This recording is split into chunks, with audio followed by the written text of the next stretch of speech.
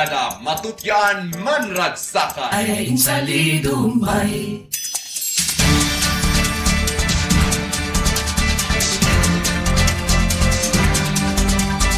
Damdamag Radyo Sagada.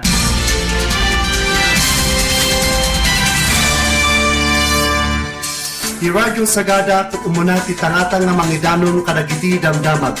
Ti 104.7 FM, idanon mi kada kayo ti madama mapaspasamak iti Pagilian, iti Cordillera ken Northern Luzon. Ken banbanag may panggap iti komunidad. Damdamag Radyo Sagada.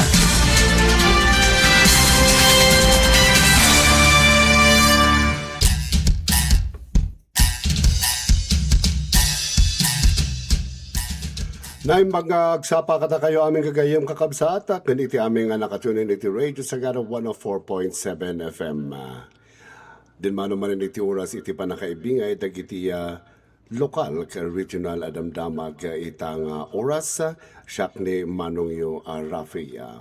Dagiti ulo dagiti damdamag lokal iti mangitid iti National ID Services iti munisipyo ti Sagada.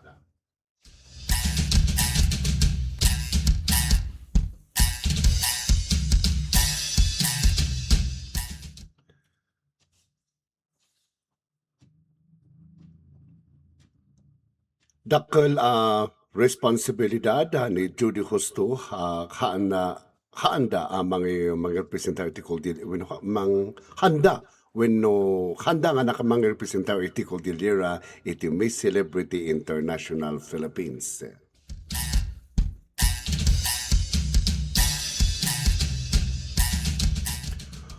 Dole inted na iti 1.79 million pesos a livelihood assistance iti Sagada.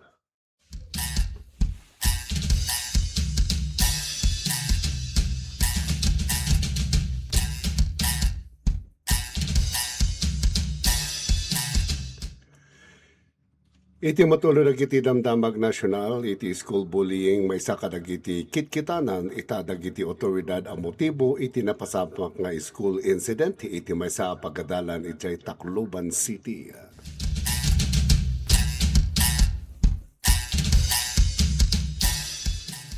Iti dadumapay nga ulumat dagiti ulo dagiti damdamag lokal, iti CSWDO, timulong iti 62 a babay, iti narigat akasasaad.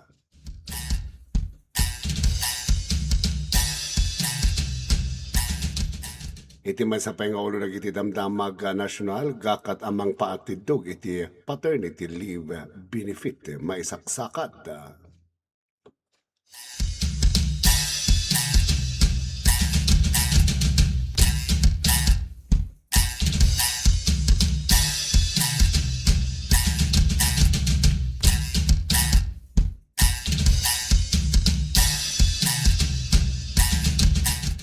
Para mat kadagiti detalye dagiti damdamag lokal, mawawisan dagiti umiliti sa Sagada nga mga iti serbisyo iti Philippine Statistics Authority wenno PSA iti panangrambak iti foundation anniversary ti munisipyo.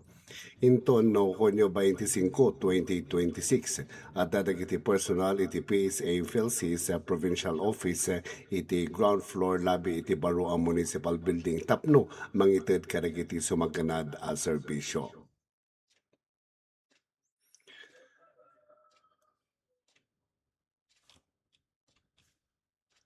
Panagrehistro iti National ID, panangipasimpa wenno panangisakad, wenno panangisukat kadagiti impormasyon iti National ID ken panangiprinta iti EP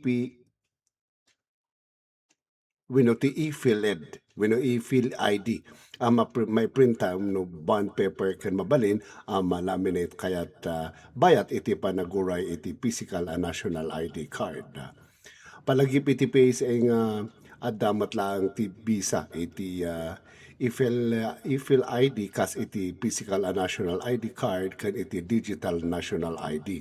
Mabalin ang malababawin iti eGov Philippines, eGov PH app.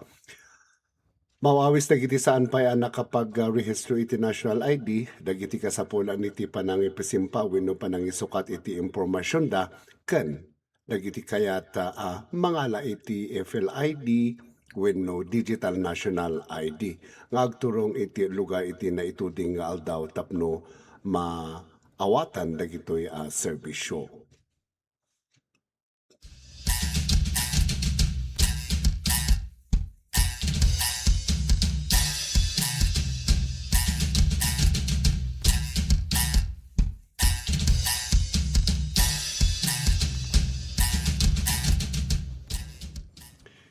Iti na dumapay nga detalye na iti lokal adamdamag inawat ni Judy Awingan Hosto a representante iti Mountain Province nga dabasit a pressure nga mariknana iti sumaruno a Miss Celebrity International Philippines.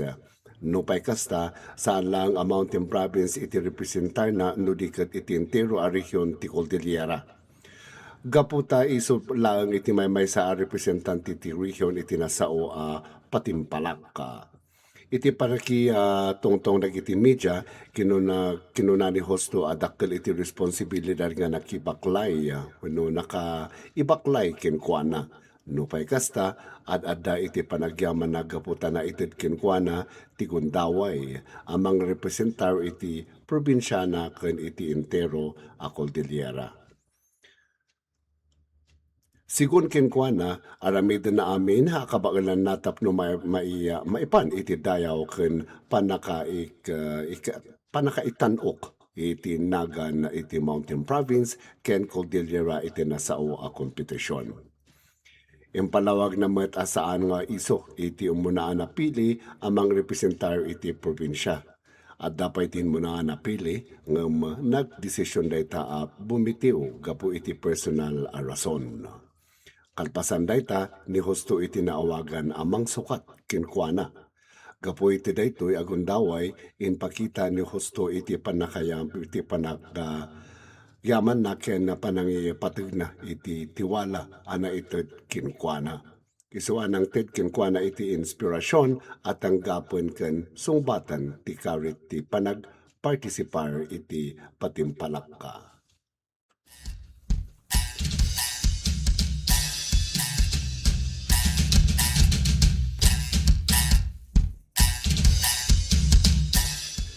Iti na dumapay detalye na iti lokal adamdamag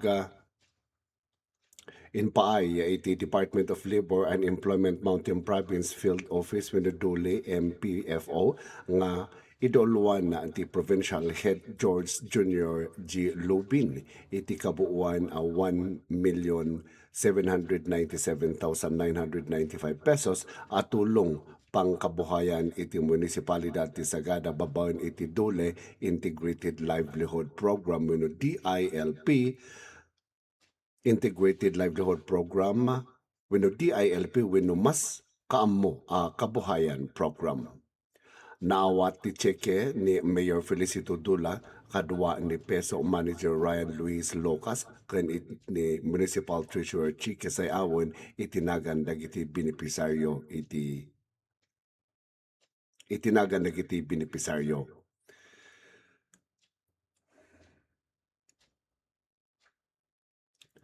Iti DILP kat may sa programa nagapu iti Dole amang tulong kadagiti trabahador ken organisasyon iti komunidad tapno taripato ken makapapigsa kadagiti proyekto apang kabuhayan.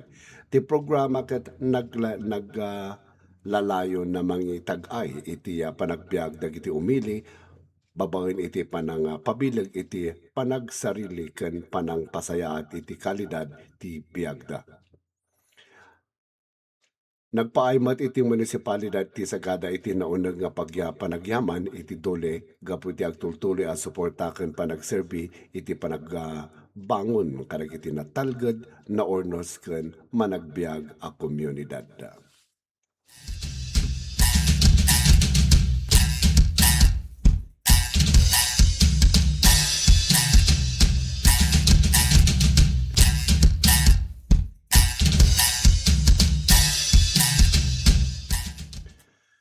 Kadagitimat o detalye dagiti damdamag nasyonal sigon iti investigasyon na bayagan ang makapadpadas iti school bullying iti maysa kadagiti suspect.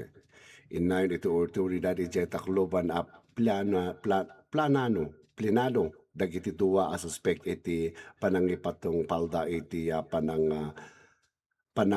takod da iti pagadalan gapu iti maysa nga aldaw sakbay iti insidente nang ipablaak pay dagiti iti ladawan ti social media no sa dino makita nga adda iti gemda apaltog. Sigon pa lang iti investigasyon, imot dagiti duwa a suspected duwa a paltog, maysa nga 9mm pistol ang nakarehistro iti maysa a police woman iti Police Regional Office iti Eastern Visayas ken maysa a 0.38 caliber revolver ang nakarehistro iti maysa a private security agency ang nakabase iti Cebu City. Ikon konsideramot lang ita ti Department of Education Regional Office 8 iti panangi montar kadagiti metal detectors kadagiti pagadalan tapno dagos ang mabigbig no adda iti imat ang armas dagiti umunog ken rumor kadagiti pagadalan. Nakikoordinar matan ti lokal na gobyerno iti Tacloban kadagiti dadto mga ahensya tapno may pa iti tulong kadagiti biktima. Pakairamanan iti panangipay iti psychological first aid babawin iti City Social Welfare and Development Office para kadagiti estudyante manorsuro ken parentes.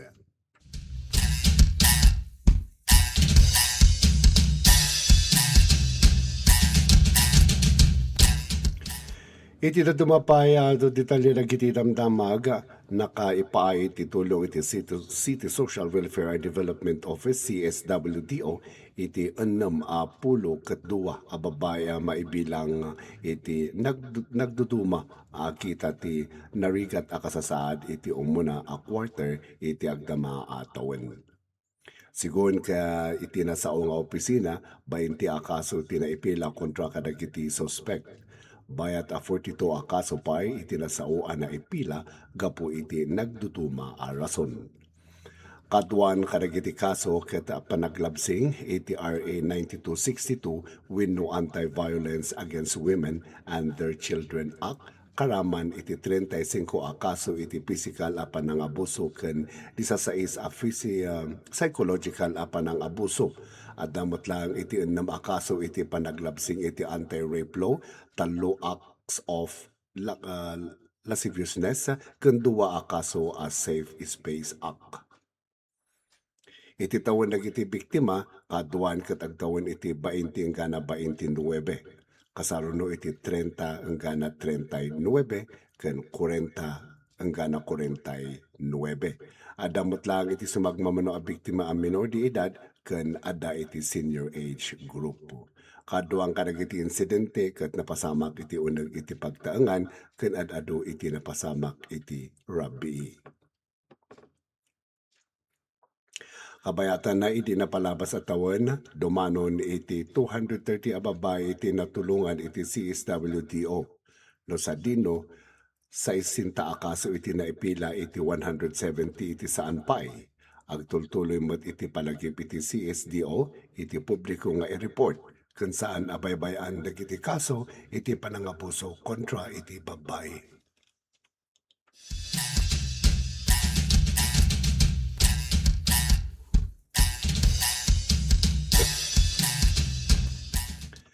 Iti na dumapay adamdamag maisaksakat tigakat ang mga paatidog wenamang paatidog iti paternity leave benefit para kadagiti amma manipod iti agdama pito nga aldaw aging ga iti 105 nga aldaw. Iti naisingasing a paternity and parental leave act iti Papa Leave Act manayunan iti 90 nga agsasarunong aldaw iti paid paternity leave. Mabali na maaramat iti kanayunan ag 15 nga aldaw a paid leave iti uneg iti maysa nga tawen manipod iti panakaiyanak ti ubing. Saklawan ti Papa Leave Act dagiti na asawaan ken awanan asawa nga ama. Nupay kasta namakdaar ni anak ni Akbayan Party List Representative Chel Diokno. Asi-asino man nga ama asaan nga umno ama nagaramat iti paid leave ket mabalin sumango iti legal nga aksyon.